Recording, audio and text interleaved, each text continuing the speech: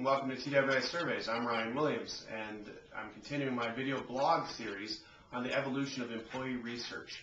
Today I would like to feature Elton Mayo, who was a doctor who worked in the late 1920s and early 1930s studying and observing employees. The big contribution that came out of his research wasn't unintended from the beginning, but it became known as the Hawthorne effect, which simply states that when you observe people or behaviors, that you've changed them. And in his case, it changed for the benefit, which increased productivity and motivation. So as we move forward, I would like to look at what does this simple theory mean for our activities today.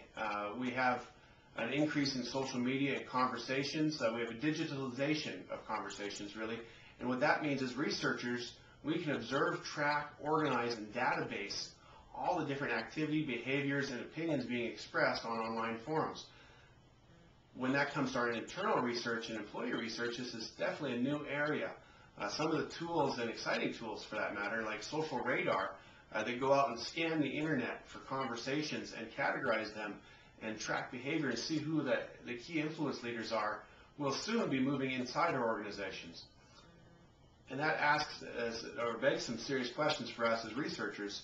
While we see great opportunity because we'll have information like never before, a reduced need to do things like surveys and focus groups possibly, because we can enter into and participate and view conversations that are going on around the organization, around issues of change and leadership and strategy that we couldn't do before.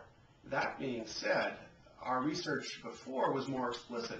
We were either seeing or asking permission for people to participate. What does that mean when people are talking? How do we engage them to make sure that that same relationship exists?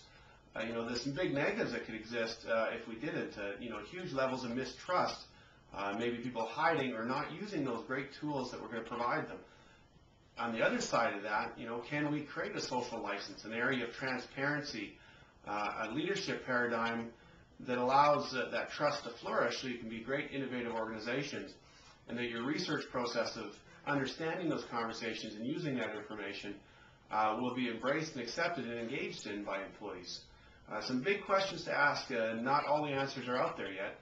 Definitely would like to hear some opinions, and so please share with me your experience, your examples, and where you think this is